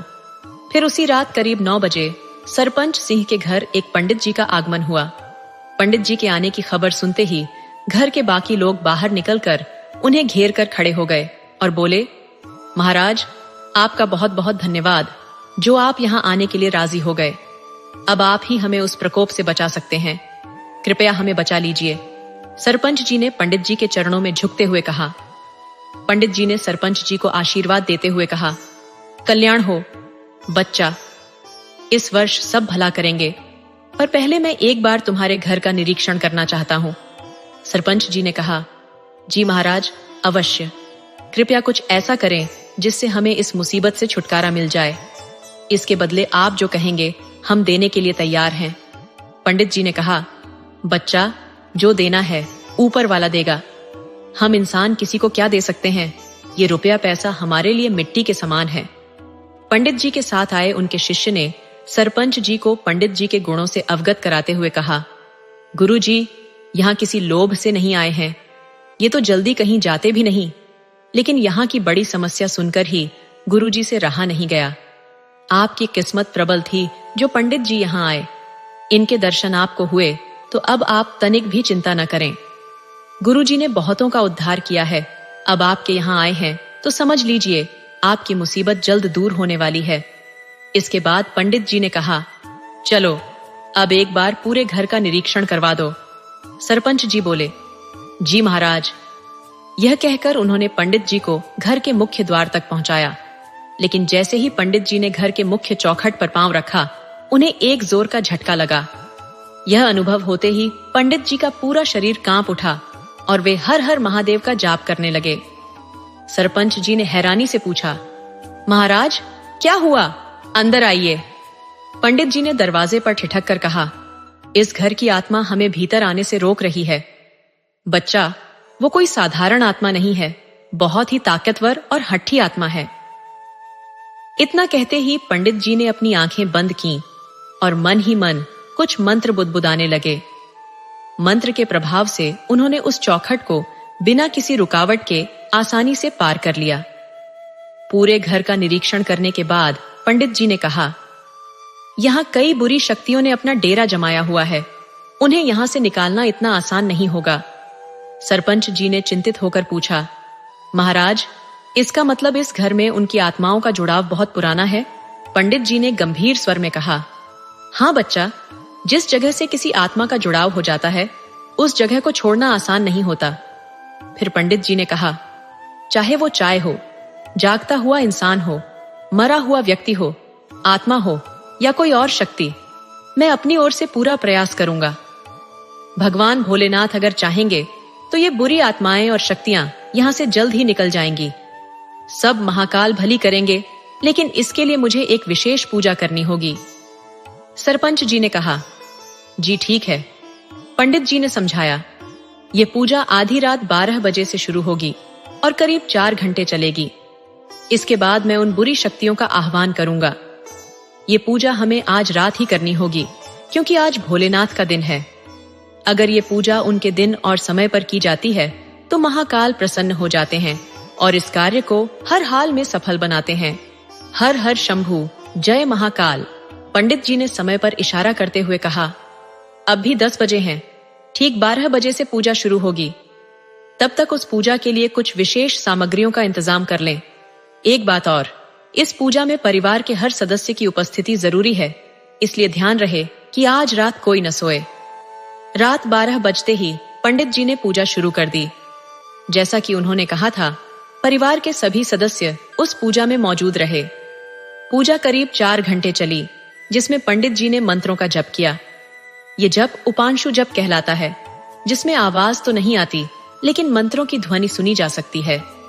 इस पूजा के दौरान घर के प्रत्येक सदस्य को हवन कुंड में बारी बारी से हवन सामग्री डालनी थी। पूजा समाप्त होते ही बुरी शक्तियों के आह्वान का समय आया। आह्वान शुरू करने से पहले पंडित जी ने पूरे घर वालों को समझा दिया था कि चाहे कुछ भी हो जाए, डरना नहीं है और न ही अपने स्थान से हटना है। फिर उन्होंने आह्वान की प्रक्रिया शुरू की, जिसमें साबर मंत्रों का सहारा लिया। साबर मंत्र जल्दी सिद्ध होते हैं और इस वाचिक जप में उच्च स्वर में मंत्रों का उच्चारण किया जाता है। पंडित जी मंत्रों का उच्चारण कर रहे थे कि करीब 15 मिनट के बाद अचानक जोर की हवा चलने लगी। हवा इतनी तेज थी कि आंगन में रखा सारा सामान उड़ने लगा और घर में धमक की आवाजें आने लगीं। पूरा घर इस प्रकार से हिलने लगा मानो जैसे भूकंप आ गया हो। लेकिन पंडित जी ने सबको पहले ही तैयार कर दिया था, इसलिए कोई न डरा और न ही अपनी जगह से हिला। उस बुरी शक्ति ने हवा के माध्यम से शिवजी के दीपक को बुझाने की कोशिश की, लेकिन सफल नहीं हो पाई। पंडित जी ने इसका इंतजाम पहले से ही कर रखा था। उन्होंने उस पूरे स्थान को सुरक्षा घेरे में बांध दिया था, ताकि बुरी शक्ति कितनी भी कोशिश कर ले, कोई अनिष्ट न कर पाए। पंडित जी का ध्यान बिना भटके मंत्र उच्चारण पर लगा हुआ था। तभी वहां एक जलती हुई स्त्री की आकृति प्रकट हुई। मंत्रों के प्रभाव से वह धीरे धीरे अपने असली रूप में आने लगी। उसके असली रूप में आते ही उसका अट्टहास घर में गूंजने लगा, जिसे देखकर सभी घर वाले सहम उठे और डर के मारे एक दूसरे का हाथ थाम लिया। लेकिन पंडित जी बिना रुके मंत्रों का जाप जारी रखते हैं। उस बुरी शक्ति ने पंडित जी को चेतावनी देते हुए कहा, पंडित, इस मंत्र को बोलना बंद कर, वरना तेरा भी वही हाल होगा जो उस तांत्रिक का हुआ था। पंडित जी ने शांत स्वर में कहा, तुझे लगता है कि तू मुझे रोक सकती है? ये तेरी भूल है। बुरी शक्ति जोर से हंसने लगी और कहने लगी, तू मुझे बुला तो लिया पंडित, पर मुझे वश में करना इतना आसान नहीं। तू मुझे अपने बस में नहीं कर सकता। पंडित जी मंत्र उच्चारण करते करते चांदी के पात्र में रखे जल को अंजुली में लेकर उस पर छिड़क देते हैं। जल की पवित्रता देखकर वह स्त्री तड़पने लगती है और कहती है, तू ऐसा नहीं कर सकता। आखिर तुझे क्या चाहिए? पंडित जी ने उसे शांत करते हुए कहा, देख, मेरी तुझसे कोई दुश्मनी नहीं है। मैं सिर्फ इतना चाहता हूं कि तू अपने साथियों के साथ इस घर को छोड़कर चली जाए। उसने क्रोध में फुफकारते हुए कहा, मैं नहीं जा सकती। पंडित जी ने कहा, अगर तू मेरी बात मान लेगी तो मैं तेरी आत्मा को हमेशा के लिए मुक्त कर दूंगा, तुझे मोक्ष दिला दूंगा। तब वह जोर से चिल्लाते हुए कहने लगी, नहीं चाहिए मुझे कोई मोक्ष या मुक्ति, मुझे सिर्फ और सिर्फ बदला चाहिए। पंडित, क्या तू मेरा बदला दिला सकता है? बोल। क्या तू मेरी मदद करेगा? पंडित जी ने शांत स्वर में पूछा। किससे बदला लेना चाहती हो तुम? और किस बात का बदला लेना चाहती हो? वह बोली। सरपंच तेजा सिंह से पूछो। क्यों रे तेजा सिंह, क्यों नहीं बताता कि हमें क्या चाहिए? बोलना, अगर तू नहीं बोलेगा तो हम तुझे मौत के घाट उतार देंगे। चल तैयार हो जा मरने के लिए, आज हम तुझे अपने साथ ही लेकर जाएंगे। ये कहते ही वह तेजा सिंह पर झपट पड़ी और उसका गला पूरी ताकत से दबाने लगी। उसे इस तरह अनियंत्रित होते देख पंडित जी ने एक बार फिर से पवित्र जल मंत्र पढ़ते हुए उस पर छिड़क दिया। जल पड़ते ही वह तेजा सिंह का गला छोड़कर पीछे हट गई और जलन से कराहने लगी। वह कहने लगी, पंडित हमें छोड़ दो, हमने तुम्हारा क्या बिगाड़ा है जो तुम हमें इस तरह परेशान कर रहे हो? हम तो पहले से ही मरी हुई आत्मा हैं, दुखी और परेशान। हमें और मत सताओ, हमारी विनती सुनो, हमारा बदला पूरा हो जाने दो, फिर हम खुद ही यहां से चले जाएंगे। पंडित जी ने कठोरता से कहा, तुम ऐसे नहीं मानोगी। ठीक है, मैं तुझे दिखाता हूं। और उन्होंने मंत्रों का उच्चारण शुरू कर दिया। यह देखकर चुड़ैल पंडित जी से गिड़गिड़ाने लगी, तुम हमें मुक्त करना चाहते हो ना? लेकिन एक बात जान लो, हम कभी मुक्त नहीं हो सकते जब तक हमारे दिल का बोझ हल्का नहीं हो जाता। हमारी आत्मा तभी मुक्त होगी जब हमें न्याय मिलेगा, और न्याय हमें बदला लेकर ही मिलेगा। उसकी बात सुनकर सरपंच जी, जो अब तक चुप थे, बोले, बहुत हुआ, रहम करो। तुमने हमारे दोनों बच्चों को मार दिया, अब तो हम पर रहम करो। वह हंसते हुए बोली, रहम? तुम रहम की बात कर रहे हो तेजा सिंह? क्या तुम भूल गए कि हमने भी तुमसे रहम की भीख मांगी थी? तुम्हारे सामने रोए थे, गिड़गिड़ाए थे, लेकिन तुमने हमारे ऊपर रहम किया नहीं ना? तो फिर हम तुम्हारे ऊपर क्यों करें? अगर तुम भूल गए हो तो हम तुम्हें याद दिला देते हैं। याद करो तेजा सिंह, जब तुमने हमारे ऊपर भरे समाज में चरित्रहीन होने का आरोप लगाया था, तुमने हमें पूरे गांव और समाज में कहीं भी मुंह दिखाने लायक नहीं छोड़ा था। तेजा सिंह का भाई, जो अब तक चुप था, कहने लगा, ये तुम क्या कह रही हो बहू? हमें कुछ समझ नहीं आ रहा। तुम अपनी गलती भैया पर क्यों डाल रही हो? उस रात क्या हुआ था ये तो तुमने सबको बताया था। वह कहने लगी, बाबूजी, आप लोगों को कुछ भी नहीं पता है, इसलिए आप बीच में मत आइए। जो कुछ हुआ वह मात्र एक संजोग था, इसमें किसी का कोई दोष नहीं है। क्या तुम्हें लगता है कि हमें तुम्हारे जाने का दुख नहीं है? देखो महेश को, कैसे वह तुम्हारे और मुन्नी के जाने के बाद तुम्हारे गम में पागल हो गया था। देखो अपनी अम्मा को, एक दिन नहीं जाता जब वो तुम्हें और मुन्नी को याद न करती हो, और जिनसे तुम बदला लेना चाहती हो वह तुम्हारा ही परिवार है। महेश, अब तुम ही समझाओ बहू को, शायद वह तुम्हारी बात समझ जाए। महेश, जो मानसिक संतुलन खो चुका था, अपने चाचा की बात सुनकर उस चुड़ैल की आंखों में झांकने लगा। वह आंखें जो अब आंखें नहीं थीं। तभी महेश के मुंह से वह नाम निकला जिसे सुनकर चुड़ैल की आत्मा बेहद भावुक हो गई, रूपा, मेरी रूपा।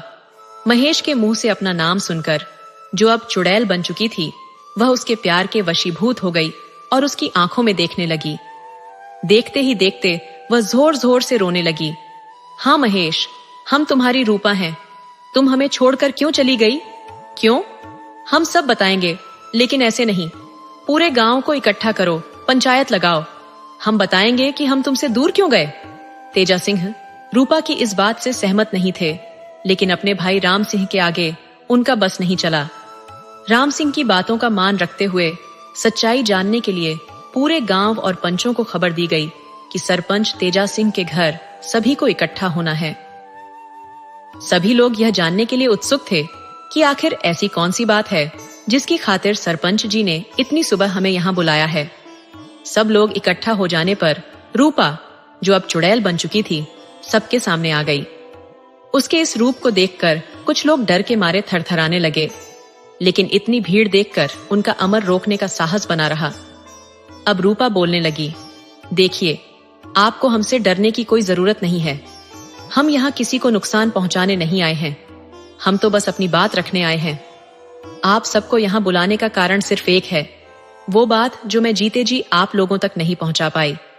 ये किस्सा 2 साल पुराना है, जब हमारे परिवार के लोग उस प्रदेश में थे और उसी समय बुआ जी की बेटी की शादी थी। पूरा परिवार 3 दिन के लिए शादी में गया था, सिवाय मेरे, बाबूजी, बड़े भैया और गुड़िया दीदी के। हम नहीं जा सके क्योंकि उस समय मुन्ना बहुत छोटा था और मेरी तबीयत भी ठीक नहीं थी। जिस दिन सब लोग शादी में गए थे उसी रात की बात है। रात का वक्त था, करीब 1 बजे का। सब लोग खाना खाकर सोने चले गए थे। मैं भी अपने कमरे में सो रही थी। अचानक दरवाजे पर खटपट की आवाज आई, जिससे मेरी नींद खुल गई। मुझे लगा कि शायद दीदी होंगी, इसलिए दरवाजा खोल दिया। लेकिन सामने बड़े भैया खड़े थे जो शायद होश में नहीं थे। मैं कुछ समझने या पूछने से पहले ही उन्होंने मुझे अंदर धकेल दिया और दरवाजा अंदर से बंद कर लिया। इसके बाद जो हुआ वो किसी भयानक सपने से कम नहीं था। बड़े भैया एक भूखे भेड़िए की तरह मुझ पर टूट पड़े। मैं चिल्लाती रही, उनसे अपनी इज्जत की भीख मांगती रही, रिश्ते की दुहाई देती रही, लेकिन उन्होंने मेरी एक भी बात नहीं सुनी। दुख की बात तो यह है कि गुड़िया दीदी, जो हमारे कमरे के बगल वाले कमरे में थी, वो मदद करने नहीं आई। जब आई तब तक बहुत देर हो चुकी थी।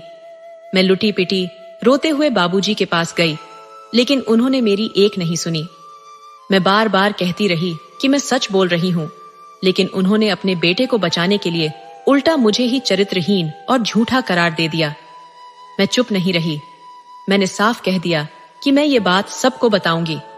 इस पर उन्होंने मुझे आश्वासन दिया कि सुबह पंचायत बुलाकर न्याय दिलाएंगे।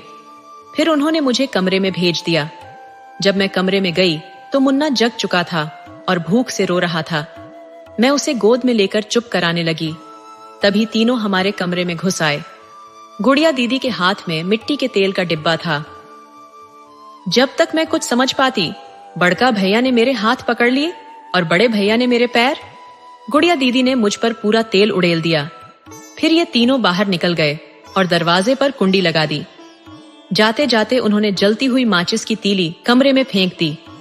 मैं चीखती चिल्लाती रही, कोई तो मुझे बचा लो। अगर मुझे नहीं तो मेरे मुन्ना को तो बचा लो। लेकिन किसी ने कुछ नहीं किया। मिट्टी के तेल की वजह से आग तेजी से पूरे कमरे में फैल गई। मैं दर्द से तड़प रही थी, दरवाजा पीट रही थी, लेकिन ये पत्थर दिल लोग मेरी आवाज पर कोई ध्यान नहीं दे रहे थे। मुन्ना, जो कि रो रहा था, वह आकर मुझसे लिपट गया। मैं चाहकर भी उसे नहीं बचा पाई और फिर देखते ही देखते कुछ ही पलों में मैं और मेरा मुन्ना आग की लपटों में जलकर राख हो गए। इन लोगों ने अपने बेटे के घिनौने कर्मों को छिपाने के चक्कर में ये सब किया। इन्हें यह भी याद नहीं रहा कि उस बंद कमरे में हमारे साथ मुन्ना भी था, जो हमारी तरह तड़प तड़प कर मर गया। ये कहते हुए उसकी आंखों से आंसुओं की धारा बह निकली। उसकी बात सुनकर वहां मौजूद कोई भी ऐसा नहीं था जिसकी आंखों से आंसू न छलक रहे हों। इतने पर भी इनका दिल नहीं पसीजा। इन लोगों ने पूरा गांव, परिवार और समाज के सामने मुझे चोर साबित कर दिया। अपनी बुराई को छिपाने के लिए इन लोगों ने पूरे गांव में यह बात फैलाई कि मैंने तेजा सिंह के कमरे से उनकी अम्मा की चुराई हुई चीजें बरामद होते हुए पकड़ा गया था। इसके बाद शर्मिंदगी से बचने के लिए मैंने मुन्ना के साथ खुद पर मिट्टी का तेल डालकर अपनी जान ले ली। लेकिन सच ये है कि मैंने खुद को और मुन्ना को जला लिया। बोलो तेजा सिंह, सरपंच जी, क्या मैं झूठ बोल रही हूँ? क्या आप सच में मानते हैं कि मैंने अपने ऊपर मिट्टी का तेल डालकर आत्महत्या कर ली थी? सरपंच जी, आप मानते हो कि मैंने खुद को जला लिया, लेकिन आप समझते हो कि मेरे मरने के साथ ही आपका यह राज्य भी खत्म हो जाएगा। लेकिन आप भूल गए कि ऊपर वाले की लाठी में आवाज नहीं होती, लेकिन जब वो चलती है तो आदमी कहीं का नहीं रहता। ये सुनकर पूरे गांव में सन्नाटा छा गया। हर कोई हैरान था और किसी के भी पास कुछ कहने के लिए शब्द नहीं थे। वहां मौजूद सबके चेहरे शर्म से झुक गए थे। गांव के लोगों को अब यकीन हो गया था कि महेश की बीवी ने जो कुछ कहा वह सच है। अब आप ही बताइए, क्या मैंने कोई गलती की है? अगर हाँ, तो पंडित जी मुझे अभी यहाँ भस्म कर दें। लेकिन अगर मैंने कुछ गलत नहीं किया तो मुझे आप लोगों से न्याय चाहिए। क्या आप मेरी मदद करेंगे या उन पाखंडियों की जो खुद को सरपंच बना बैठे हैं और आप लोगों को सच्चा बताने का ढोंग कर रहे हैं? क्या आप मेरी मदद करेंगे या मुझे इनके खिलाफ इंसाफ दिलवाएंगे? इस पर बाबूजी बोले, बेटी, हम तुम्हारा साथ देंगे। अब तक हमें इस बात की भनक भी नहीं थी। हम तो तुम्हारे सामने नजर भी नहीं मिला पा रहे हैं। हमें माफ कर दो बहू, हम सब तुम्हारे गुनहगार हैं। लेकिन अब हमें सिर्फ तेजा सिंह से बदला चाहिए। तेजा सिंह, जो अभी तक चुप था, उसके होश उड़ गए। पूरा गांव एकजुट होकर एक स्वर में रूपा का साथ देने को तैयार हो गया। रूपा, तुम इस पापी से अपनी मौत का बदला ले लो, हम सब तुम्हारे साथ हैं। ये सुनकर तेजा सिंह के हाथ पांव कांपने लगे। वह तुरंत रूपा के पैरों में गिर गया और अपने किए की माफी मांगने लगा। देखो रूपा बेटी, तुम्हारे साथ जो कुछ भी हुआ वह नहीं होना चाहिए था, लेकिन मैं मजबूर था। अपने बेटे के मोह में मैं अंधा हो गया था। मैं तुम्हारा दर्द नहीं समझ पाया, तेजा सिंह ने कहा। रूपा ने गुस्से में कहा, तुम्हारे बेटे के मोह में तुम्हें यह भी नहीं दिखा कि मैं भी किसी की बेटी हूं, किसी की मां हूं और किसी की पत्नी हूं। तुम्हें यह भी याद नहीं रहा कि हम तुम्हारी बहू हैं, तुम्हारे परिवार का हिस्सा हैं। तुम्हें जरा भी शर्म नहीं आई? रूपा की बातें सुनकर पूरा गांव एकजुट हो गया और सरपंच से कहा, रूपा को इंसाफ मिलेगा। अब तेजा सिंह का कोई बचाव नहीं होगा। इतना सुनते ही तेजा सिंह घबरा गया और रूपा के पैरों में गिर पड़ा। लेकिन अब बहुत देर हो चुकी थी। गांव के लोग एक स्वर में बोले, रूपा, तुम इसे सजा दिलवाओ, हम सब तुम्हारे साथ हैं। रूपा ने जब तेजा सिंह के मुंह से माफी की बातें सुनी तो वह आक्रोश से बोली, तुम्हारे जैसे पापियों को अब यहां रहने का हक नहीं है। तुमने हमारी दुनिया उजाड़ दी, अब तुम्हें इसका अंजाम भुगतना होगा। और फिर अचानक से तेजा सिंह एक जलते हुए आग के गोले में तब्दील हो गया। उसकी चीखें पूरे वातावरण में गूंज उठीं और देखते ही देखते उसका शरीर राख में बदल गया। बचा तो बस उसकी अस्थियों का ढेर, जो रूपा के हाथों इंसाफ मिलने का प्रतीक था। उसके बाद पंडित जी ने रूपा की आत्मा को मोक्ष दिलाने की तैयारी की। पूरा गांव, जो अब तक रूपा की दर्दनाक कहानी से हिला हुआ था, उसकी आत्मा को शांति मिलने की दुआ करने लगा। रूपा के साथ साथ उन सभी आत्माओं को भी शांति मिली जो उसके साथ अन्याय का शिकार हुई थीं। अंत में रूपा का दिव्य प्रकाश जुगनू की तरह हवा में उड़ते हुए शून्य में विलीन हो गया। दोस्तों, आपको कहानी कैसी लगी? अपने सुझाव कमेंट करना न भूले। तो चलिए आज की अगली कहानी शुरू करते हैं।